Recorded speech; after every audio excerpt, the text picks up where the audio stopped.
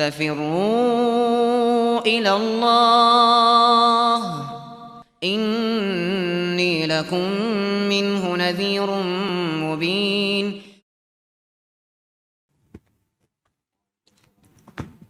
Alhamdulillahi Rabbil Alamin.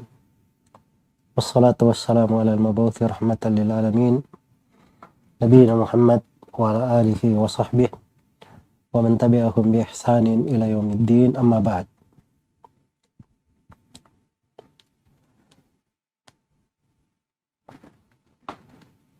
Al-ikhwa wal akhwat, kaum muslimin dan muslimat rahimani wa rahimakumullah. Alhamdulillah, kita bersyukur kepada Allah Subhanahu wa taala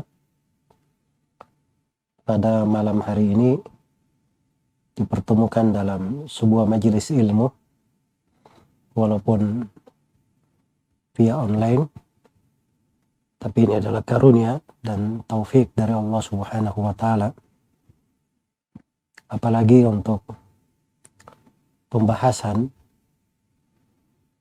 guna menyambut sebuah ibadah yang besar, salah satu dari rukun Islam yang agung, menyambut datangnya bulan Ramadan. Semoga Allah Subhanahu wa taala menganugerahkan kepada kita semua ilmu yang bermanfaat dan menjadikan ilmu yang kita pelajari selalu mendukung kita, membantu kita, dan menambah untuk kita semua ilmu dan amalan. Innahu waliyyu dzalika wal qadiru alaih. Dan saya berterima kasih kepada Ustadzana Ustadz Alwi hafizahullah taala atas kesempatan yang telah diberikan beliau bersama seluruh tim yang telah menyelenggarakan acara ini. Semoga Allah Subhanahu wa taala mencatat pahala yang terindah untuk beliau dan seluruh timnya yang menjadi sebab terselenggaranya acara ini, menjadi timbangan yang berat untuk mereka di sisi Allah Subhanahu wa taala kelak di kemudian hari. Innahu waliyyu dzalika wal qadiru alaih. Tema yang akan dibahas pada malam hari ini adalah agar Ramadan lebih bermakna. Agar Ramadan lebih bermakna. Nah, ini adalah sebuah pembahasan yang penting dan fikih yang harus selalu diulangi dan selalu diperhatikan. Bukan hanya terkait dengan puasa dan Ramadan saja, tapi ini fikih juga terkait pada pintu-pintu ibadah yang lain. Karena setiap ibadah, apalagi dia adalah rukun Islam, itu pasti disyariatkan di dalamnya hikmah-hikmah, atau diterangkan di dalamnya hikmah-hikmah, dan dibangun di atas maksud-maksud yang agung dan mulia. Dan ini semuanya adalah hal yang harus kita pahami agar supaya ibadah kita menjadi lebih bermakna. Baik, tidak banyak waktu di kesempatan yang diberikan. Saya akan mengglobalkan atau akan memberikan beberapa poin pembahasan terkait dengan tema ini, agar Ramadan menjadi lebih bermakna. Yang pertama yang diperlukan agar Ramadan kita menjadi lebih bermakna adalah kita perlu mengenal kedudukan puasa itu dan keagungan puasa di sisi Allah Subhanahu wa taala. Sesuatu itu diketahui, apabila diketahui keagungan dan kedudukannya, maka itu akan besar di dalam jiwa, memiliki tempat yang sangat agung di dalam hati. Dan ini semuanya akan menyebabkan seseorang itu mengagungkan dari puasa. Nah, ini sudut pandang secara umum akan merubah bagaimana sikap seseorang terhadap puasa itu, kehidupannya bersama puasa Ramadan. Iya, dimaklumi bahwa puasa Ramadan itu adalah salah satu dari rukun Islam. Salah satu dari rukun Islam. Di antara ulama ada yang mengatakan dia adalah rukun yang keempat sebelum haji. Dan di antara ulama ada yang mengatakan dia adalah rukun yang kelima setelah haji. Dan ini dua pendapat berjalan di tengah para ulama. Karena itu Imam Al-Bukhari yang lebih menguatkan haji daripada puasa, beliau di sahihnya lebih mendahulukan pembahasan haji, setelah itu baru beliau datangkan pembahasan puasa. Kalau Imam Muslim Ibnu Al-Hajjaj rahimahullah, beliau sebaliknya. Ini karena hadits Umar bin Khattab ketika Jibril datang bertanya kepada Rasulullah, disebutkan puasa yang keempat. Antasyhadu an la ilaha illallah wa anna Muhammadar Rasulullah wa tuqimas shalah wa tu'tiyaz zakah wa tasuma Ramadan wa tahujjal baita idza istata'ta ilaihi sabila. Disebutkan puasa kemudian haji. Tapi dalam hadits Ibnu Umar di riwayat Bukhari dan Muslimnya itu disebut sebaliknya, haji dahulu baru puasa. Haji dahulu kemudian puasa. Yang jelas ini tidak terlalu berpengaruh. Hanya saja yang ingin kita capai di sini bahwa puasa itu adalah salah satu rukun dari rukun Islam. Dan dimaklumi rukun sesuatu itu adalah hal yang menyebabkan syahnya sesuatu. Kayaknya dia adalah perkara yang paling, di antara perkara yang paling penting di dalam agama ini. Diagungkan dan dibesarkan oleh Allah Subhanahu wa ta'ala. Diterangkan ayat-ayat tentang kewajiban puasa, syariat di dalam puasa, berbagai ibadah di bulan Ramadan, serta diterangkan bagaimana hukum-hukum seputar puasa itu. Terdapat rincian yang banyak di dalam Al-Quran seputar hukum-hukum itu. Selain daripada itu, Allah terangkan bagaimana hikmah-hikmahnya, tujuan di belakang puasa, yang menunjukkan bahwa puasa ini adalah hal yang diagungkan dan dibesarkan di sisi Allah Subhanahu wa ta'ala. Allah Subhanahu wa ta'ala berfirman, ya ayyuhalladzina amanu kutiba alaikumus siyamu kama kutiba alal ladzina min qablikum la'allakum tattaqun. Wahai orang-orang yang beriman, pertama dipanggil dengan seruan keimanan. Kutiba alaikumus siyam, telah diwajibkan atas kalian berpuasa. Langsung penegasan kewajiban. Tapi begitu disebutkan kewajiban puasa, kadang jiwa itu berat ketika mendengar kewajiban.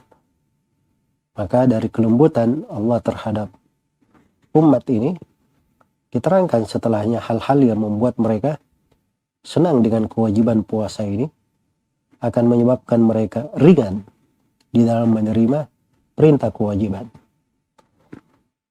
Karena di kelanjutan ayat dikatakan, kama kutiba alal ladzina min qablikum. Sebagaimana telah diwajibkan atas umat-umat sebelum kalian. Iya, jadi kalau kita tahu puasa ini wajib pada kita saja, itu kadang berat. Tapi kalau kita tahu ternyata puasa ini sudah merupakan kewajiban di umat-umat yang telah lalu juga, maka akan menjadi ringan. Iya. Kemudian hal yang kedua yang menyebabkan lebih ringannya lagi, dikatakan la'allakum tattaqun, supaya kalian bertakwa. Ternyata ada manfaatnya, faedah yang besar di belakang puasa itu. Setelah itu diterangkan lagi hal yang menyebabkan jiwa itu cinta dengan puasa, ayyaman ma'dudat. Ya,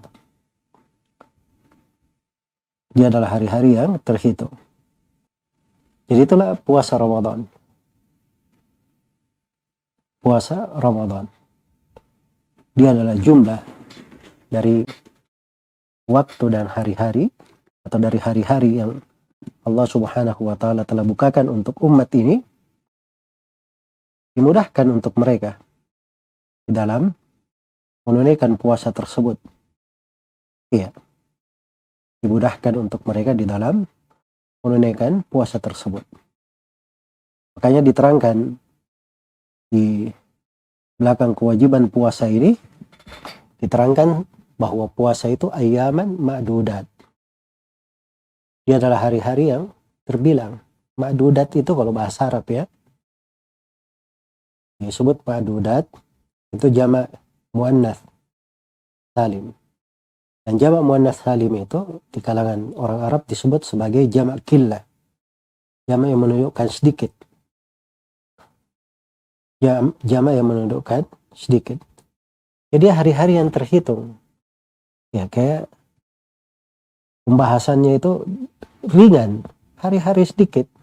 Bisa dihitung. Bisa dihitung. Kemudian di ayat setelahnya dikatakan syahrul Ramadan. Bulan Ramadan. Ya.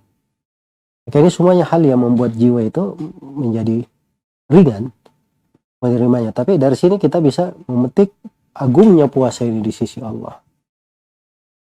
Ya 1 bulan penuh, tapi subhanallah, mengerjakannya itu adalah bagian dari keimanan. Di belakangnya terdapat faedah-faedah yang sangat besar. Dan puasa ini juga telah diwajibkan atas umat-umat yang telah lalu.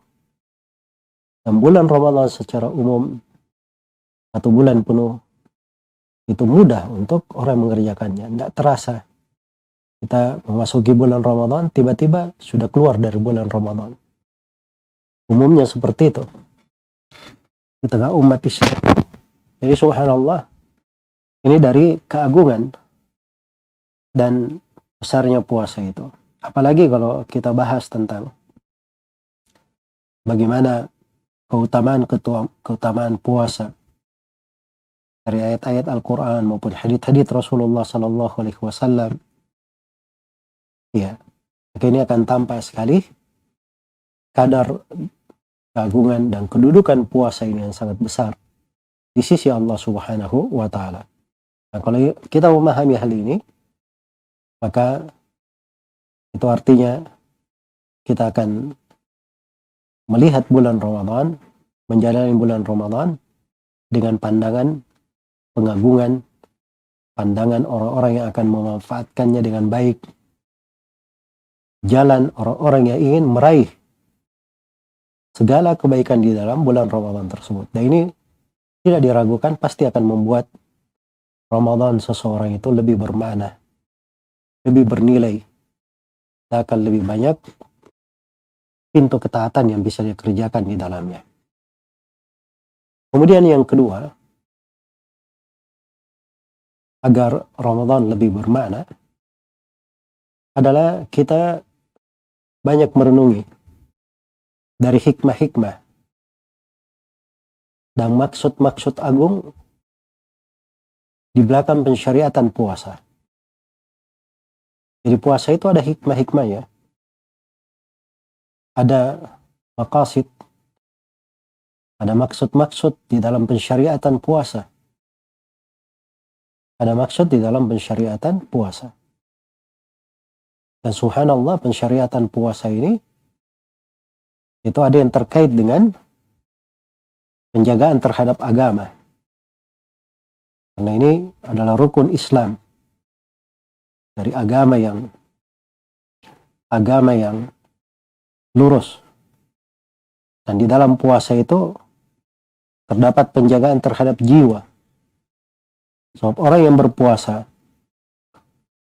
dengan hikmah-hikmah dan syariat dari puasa itu, dia akan pandai untuk mengontrol dirinya.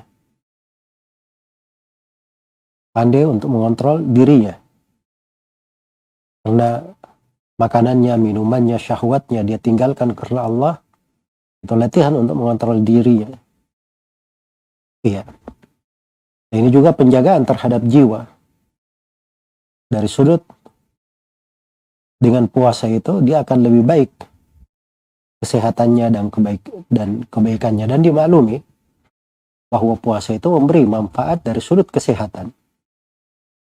Walaupun hadits yang berkata sumu tasihhu, puasalah kalian akan sehat, itu adalah hadits yang sangat lemah. Tapi dari sudut makna itu adalah hal yang terbukti dan benar. Dan puasa ini juga di dalamnya terdapat penjagaan terhadap harta. Nah, seorang itu pada saat dia berpuasa, dia mengetahui bahwa dirinya selama ini dia makan, dia minum, ternyata makan dan minum itu nikmat dan anugerah dari Allah. Maka nikmat dan anugerah ini, subhanallah, harusnya dia pelihara dan dia jaga. Ya, kadang orang yang sepanjang tahunnya tidak puasa, dia hanya memegang harta, dia belanjakan, dia keluarkan, dia cari dan seterusnya. Dia tidak berpikir pikiran tentang harta sebagaimana halnya kalau dia puasa. Begitu dia lapar, kehausan, baru dia tahu. Rupanya begini rasanya orang-orang yang tidak memegang duit, orang-orang yang kelaparan. Itu akan membantunya untuk pandai menggunakan dan menjaga dari pemberian harta yang Allah Subhanahu wa Ta'ala berikan kepadanya. Yang harta itu karena dia sudah terbiasa dengan puasa, nahan lapar, dia akhirnya teringat bahwa rupanya ada orang-orang yang biasa kelaparan. Maka dia pun gemar membantu saudaranya yang kelaparan. Dan di dalam puasa ini, ketika seorang itu pandai mengontrol dirinya, itu juga dia akan pandai menahan syahwatnya. Itu penjagaan terhadap kehormatan, penjagaan terhadap keturunan. Iya, penjagaan terhadap keturunan.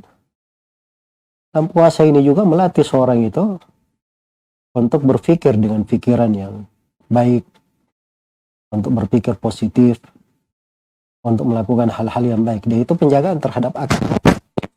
Penjagaan terhadap akal. Nah, ini ada di dalam syariat puasa itu hal-hal yang masuk di dalam kategori maqasidut tasyri'. Dari maksud pokok perkara darurat yang dijaga di dalam syariat ada di dalam pembahasan-pembahasan puasa itu. Selain daripada itu, puasa itu memiliki hikmah-hikmah besar. Ya. Dan di antara hikmah yang terbesarnya, Allah Subhanahu wa Ta'ala tetapkan di dalam Al-Quran, la'allakum tattaqun, supaya kalian bertakwa. Itu hikmah yang terbesar dari puasa. Supaya kita menegakkan takwa. Dan dari hikmah yang terbesarnya adalah seorang itu bersyukur. Ya, 3 ayat setelahnya, wala'allakum tashkurun atau la'allakum tashkurun, supaya kalian bersyukur kepada Allah. Di ayat setelahnya, supaya seorang itu di dalam puasanya dia lebih banyak bergantung kepada Allah. Makanya kalau dia berdoa, bermohon kepada Allah. Itu anjuran kepada orang yang berpuasa. Wa idza sa'alaka ibadi anni inni qarib ujibu da'watad da'i idza da'an. Falyastajibu li wal yu'minu bi la'allahum yarshudun.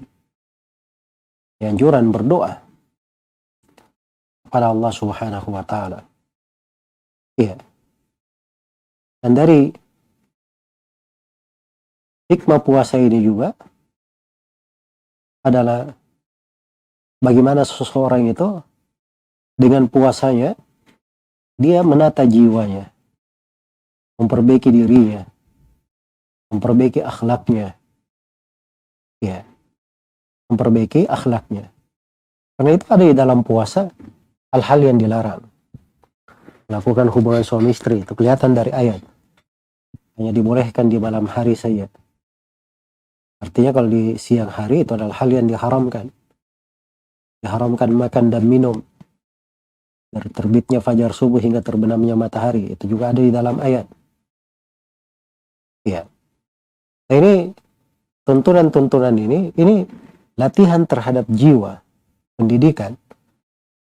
Supaya jiwa itu tertata. Dia bisa terkontrol. Nah, ketika dia berpuasa sudah terbiasa meninggalkan apa yang dilarang, melakukan apa yang diperintah, maka itu adalah penataan terhadap diri. Penataan terhadap diri. Demikian pula tertib dalam waktu. Orang komitmen dalam kerjanya, teratur dalam hidupnya. Makanya puasa itu ada aturannya. Aturannya mulai puasa ketika terbitnya fajar subuh yang kedua, atau fajar subuh shadiq, dan selesainya ketika matahari terbenam. Ketika matahari terbenam. Maka ini pengaturan seorang itu bagaimana?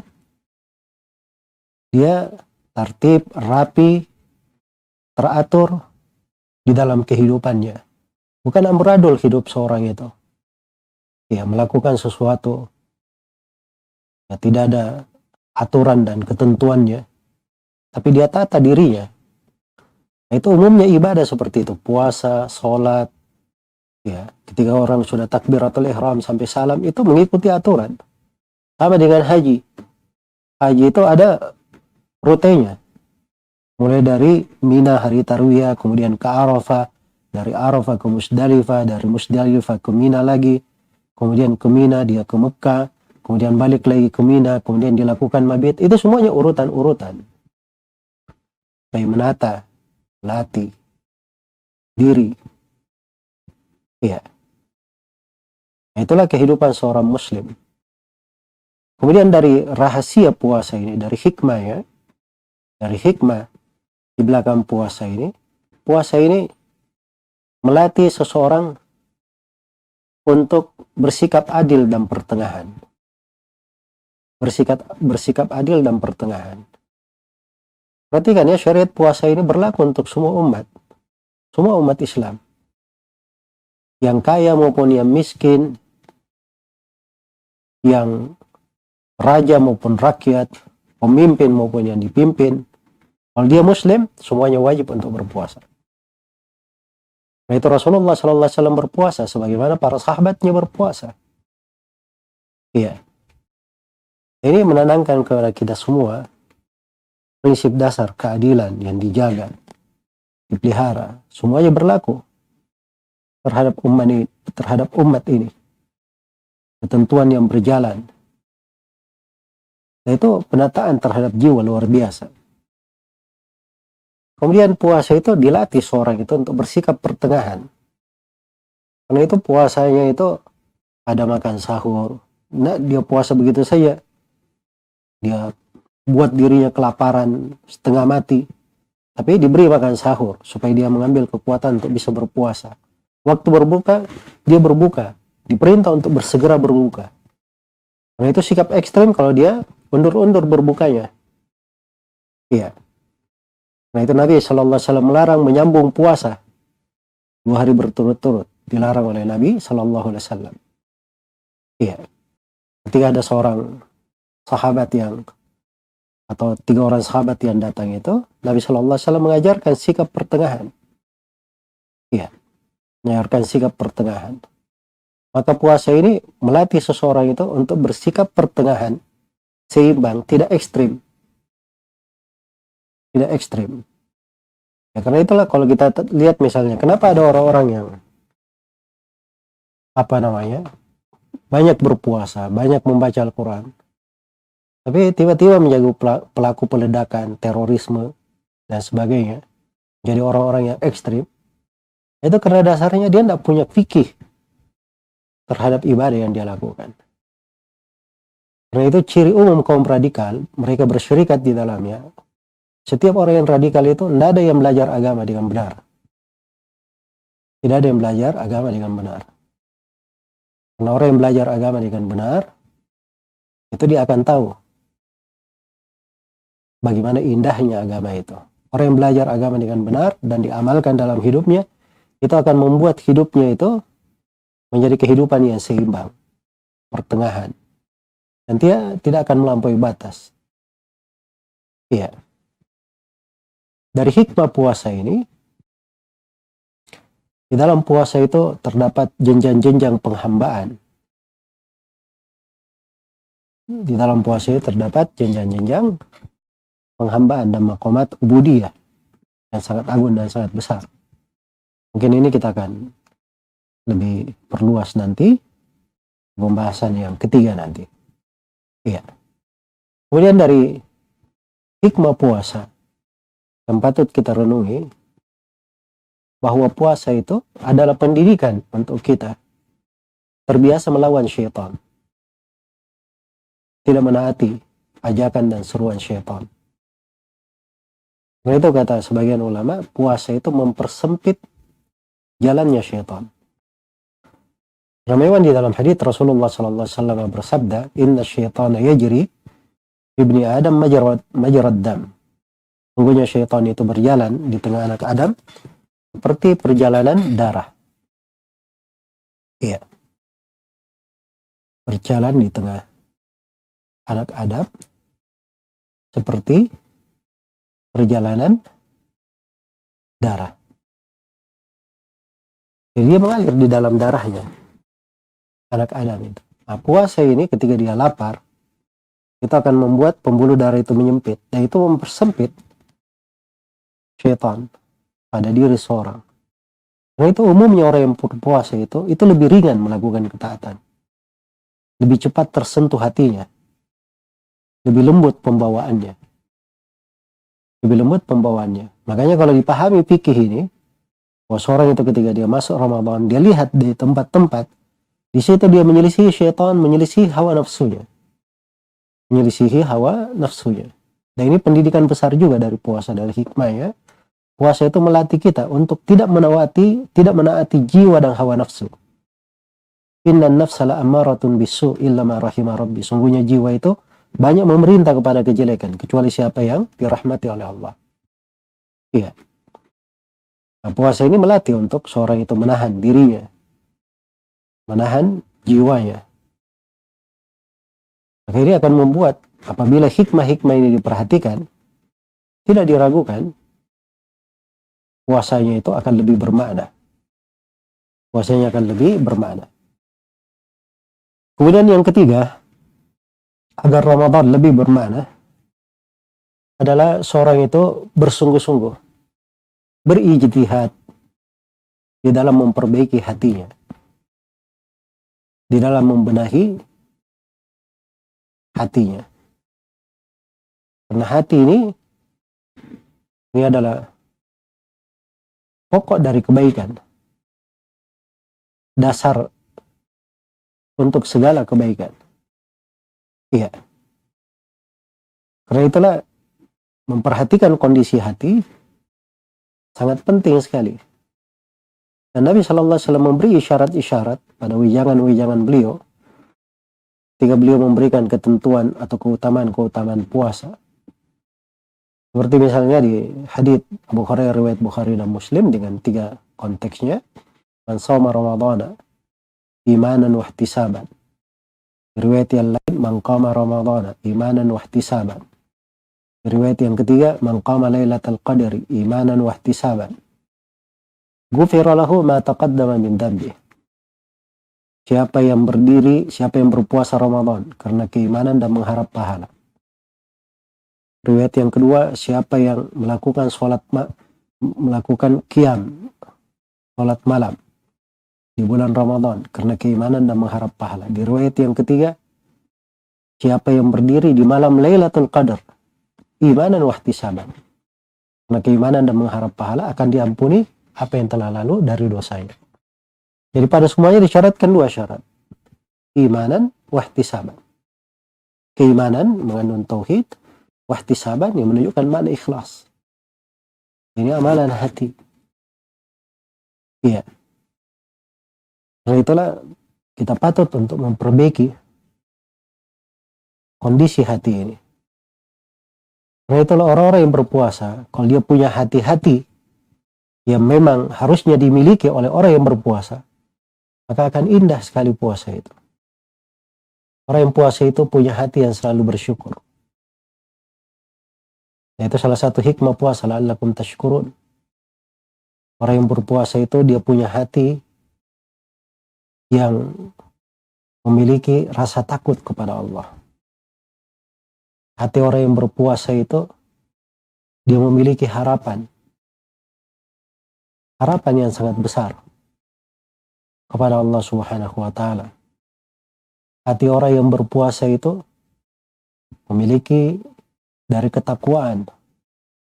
Hati orang-orang yang berpuasa itu penuh dengan rasa cinta kepada Allah Subhanahu wa taala. Hati orang-orang yang berpuasa itu penuh dengan kerinduan terhadap ibadah kepada Allah, rindu berjumpa dengannya. Iya, hati orang-orang yang berpuasa itu dia selalu tunduk dan berserah diri hanya kepada Allah Subhanahu wa taala. Iya.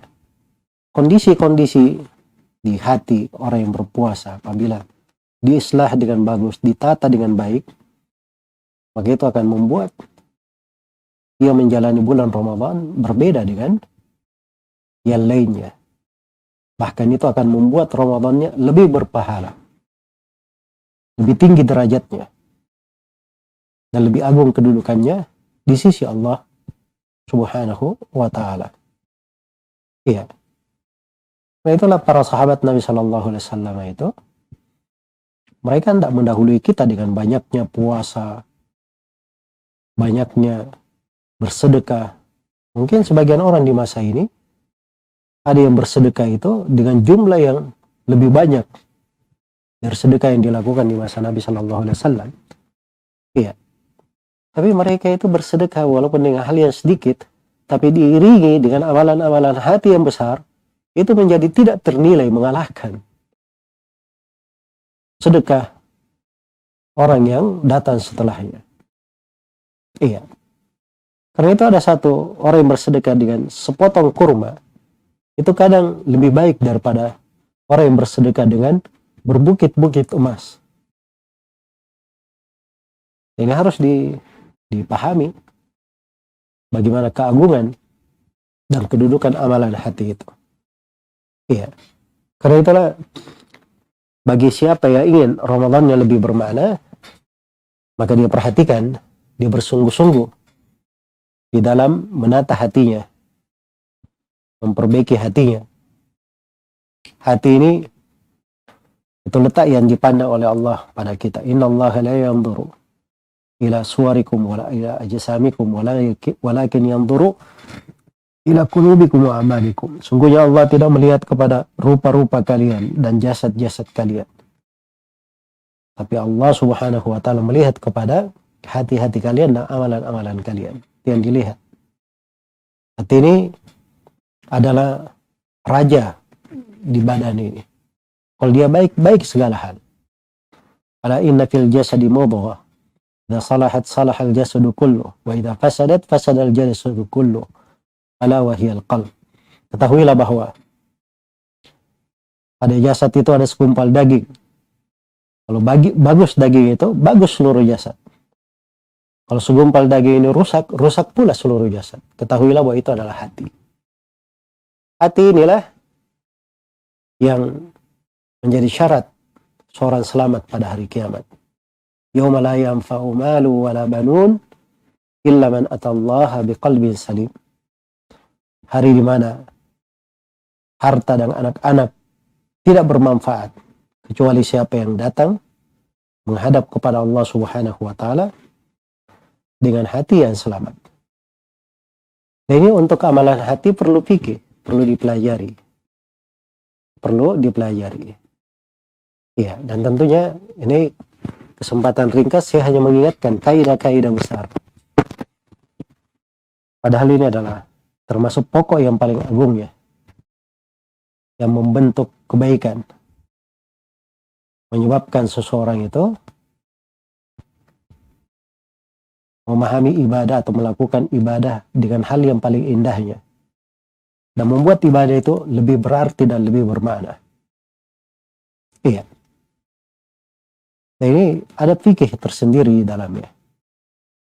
Dan sudah pernah ada ceramah-ceramah kita di harian di bulan Ramadan tentang fikih amalan hati ini atau amalan hati orang-orang yang berpuasa. Nah, itu selama 30 hari itu pun tidak seluruh amalan hati yang saya singgung. Tapi subhanallah banyak sekali dari amalan-amalan hati yang kalau diperhatikan itu akan membuat seorang lebih nikmat di dalam berpuasa, lebih sejuk di dalam melakukan ibadah, lebih meresapi tatkala dia membaca Al-Quran, lebih khusyuk tatkala dia sholat, ya, dan lebih bersemangat di dalam segala aktivitas dan ibadahnya. Sehingga pentingnya untuk mengenal amalan hati dan pentingnya untuk kita semua memperbaiki, menata, dan lalu menjaga kesucian dan kebersihan hati ini. Kemudian yang keempat, agar Ramadan lebih bermakna, adalah berbekal dengan mengenal hukum-hukum dan ibadah-ibadah yang disyariatkan di bulan Ramadan. Ini fikih harus dilakukan. Ya, kalau dia ingin ketaatan, dia harus lakukan ibadah. Ibadah itu apa? Apa yang disyariatkan? Itu harus dia pelajari. Harus dia pelajari. Hanya harus dia pelajari apa hukum-hukum seputar puasa. Apa hukum dari puasa tersebut. Apa-apa yang disyariatkan di dalamnya. Apa sunnah-sunnahnya. Apa ibadah-ibadah yang disyariatkan saat berpuasa. Apa yang disyariatkan di bulan Ramadan. Iya, secara khusus. Maka dia pelajari hal itu. Semakin banyak dia mengetahui ibadah-ibadah yang disyariatkan, maka itu akan membuat Ramadannya lebih bermakna. Ya, jadi kalau seorang cuma tahu di bulan Ramadan puasa saja, dia sedikit kegiatannya. Tapi kalau dia tahu ternyata di bulan Ramadan ada puasa, ada berdoa, ada membaca Al-Quran, ada sholat malam, ada berzikir, ya. Ini dari jenis-jenis ibadah. Ada sedekah, ada menyambung silaturahmi, ada umrah, dan sebagainya dari ibadah-ibadah yang disyariatkan. Akhirnya akan membuat dia itu banyak kesibukan. Dan jiwanya akan, apabila sudah bersemangat jiwa itu, dia akan bersemangat untuk mencari ibadah-ibadah yang bisa dia tegakkan di bulan Ramadan. Iya. Demikian pula di dalam mengenal fikih, ahkam, dan ibadah ini akan membuat seorang itu jeli di dalam melakukan ibadah. Sebab ibadah itu tidak dilihat pada kuantitasnya. Tapi nilai ibadah itu berdasarkan kualitas. Berdasarkan kualitasnya. Kalau ibadahnya berkualitas akan semakin bernilai dan semakin tinggi derajatnya. Semakin tinggi derajatnya. Karena itulah ada amalan-amalan yang bisa dilipat gandakan pahala dan kebaikannya. Nah, ini juga perlu dipelajari. Perlu dipelajari. Tapi pokoknya yang melipat gandakan pahala itu, hal yang melipat gandakan pahala itu ada 5. Yang pertama ada yang kembali kepada si pelaku. Kembali kepada pelakunya sendiri. Yang sana ikhlas, yang ini tidak ikhlas. Yang sana khusyuk, yang ini tidak khusyuk.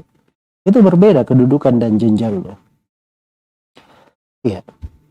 Di satu bab saja, di pembahasan ikhlas, kadang ada amalan yang kecil menjadi sangat besar karena ikhlasnya. Kadang ada amalan yang besar menjadi kecil, bahkan mungkin tidak berharga, juga karena masalah akan keikhlasannya. Iya.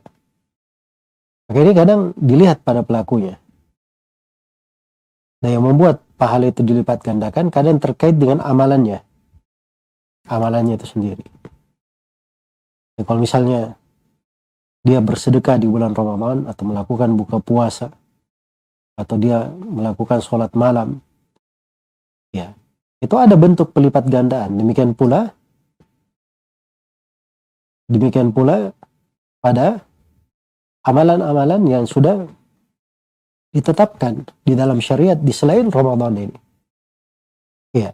Kemudian yang ketiga dari hal yang melipat gandakan pahala itu adalah pengaruh dari amalan tersebut. Pengaruhnya. Iya. Karena itu seorang alim kadang Dia beramal dengan amalan yang sedikit, tapi pengaruh dari kebaikan yang disebarkan, itu menjadikan amalannya menjadi berlipat-lipat. Sama dengan seorang pemimpin yang adil, keadilannya yang merata di tengah manusia, itu kadang menjadikan amalan dia menjadi sangat besar di sisi Allah Subhanahu wa ta'ala, dilipat gandakan. Kemudian yang keempat, kadang yang melipat gandakan pahala itu dilihat pada tempatnya. Iya. Misalnya hal tersebut terjadi di tanah haram, iya, ini terkait dengan tempat. Kemudian kadang dilipat gandakan pahala juga terkait dengan waktunya, seperti di bulan Ramadan ini, di malam Lailatul Qadar, 10 malam Dzulhijjah. Iya. Jadi ini 5 hal perputaran. Kalau ingin mencari tempat-tempat dilipat gandakannya pahala, dan kelihatannya bahwa sudut yang paling besarnya itu ada 2. Orang mengetahui amalan hati, sebab itu terkait dengan si pelaku amalan. Dan yang kedua, hal yang terkait dengan amalan itu sendiri. Dan ini perlu dia kenal hukum-hukum ibadah-ibadah yang disyariatkan. Dan ini pembahasan kita di sini. Dari hal yang bermakna adalah yang membuat Ramadan lebih bermakna, seorang berbekal dengan hukum-hukum, mengenal fikih tentang ibadah-ibadah yang disyariatkan di bulan Ramadan. Ya. Kemudian yang kelima, dan ini mungkin yang terakhir.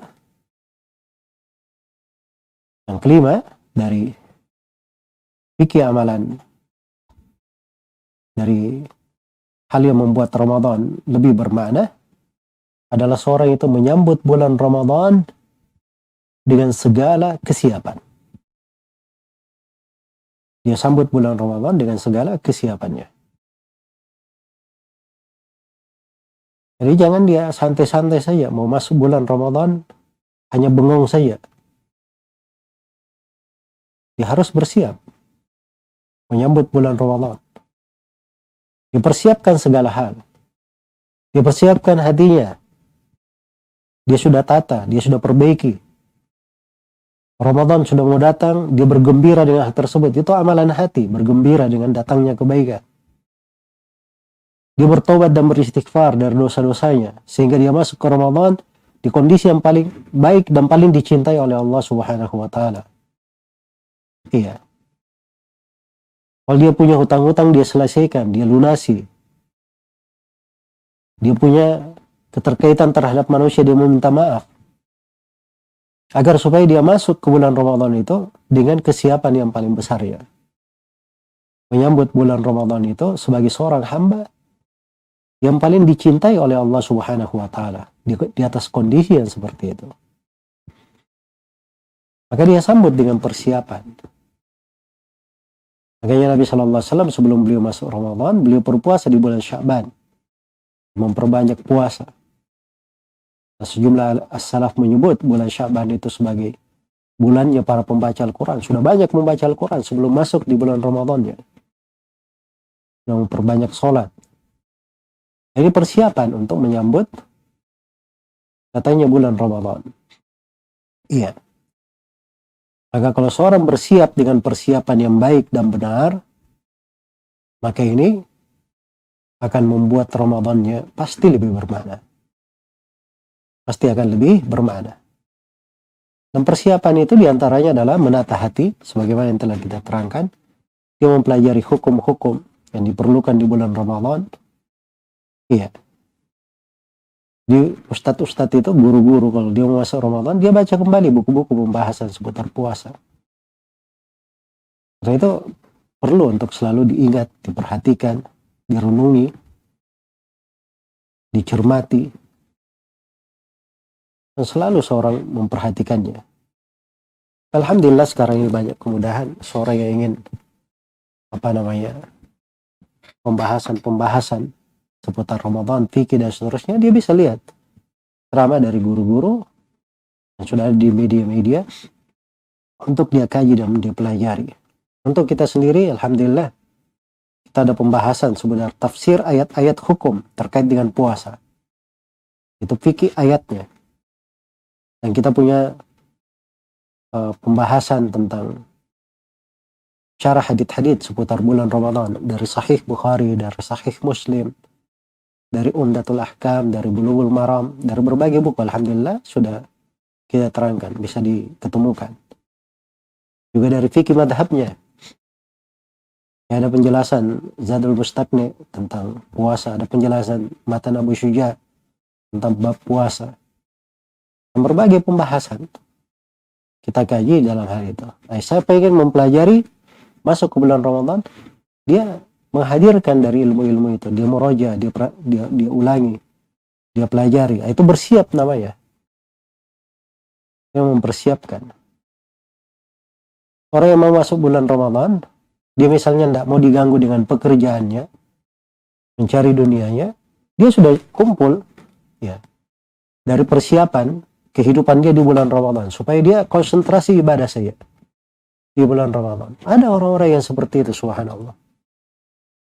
Ya, beda dengan sebagian orang.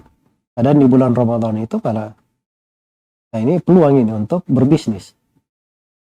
Kadang di bulan Ramadan itu ada sebagian orang dijadikan sebagai ajang kegiatan. Akhirnya ibu-ibu juga bisnis, bikin kue dan sebagainya. Akhirnya tidak ada waktu untuk membaca Al-Quran, berzikir dan sebagainya.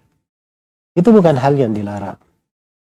Cuma seorang kalau ingin membuat Ramadannya lebih bermakna, dia perhatikan hal yang paling besarnya untuk dirinya. Apa hal yang paling bermanfaatnya. Baik. Dan diantara kesiapan dalam kesiapan lengkap menyambut bulan Ramadan, ya dia sudah mempelajari bagaimana Al-Quran, cara membacanya. Kalau dia belum bisa membaca dengan benar, ya dia sudah mulai belajar dari guru-guru tafsir Al-Quran supaya dia masuk ke bulan Ramadan itu dia tadabbur terhadap kandungannya. Nah, kalau dia sudah melatih dirinya dengan hal itu, dia masuk ke bulan Ramadan, dia sudah punya kebiasaan untuk merenungi dan mencermati. Sehingga Ramadan itu membawa makna-makna yang indah di dalamnya.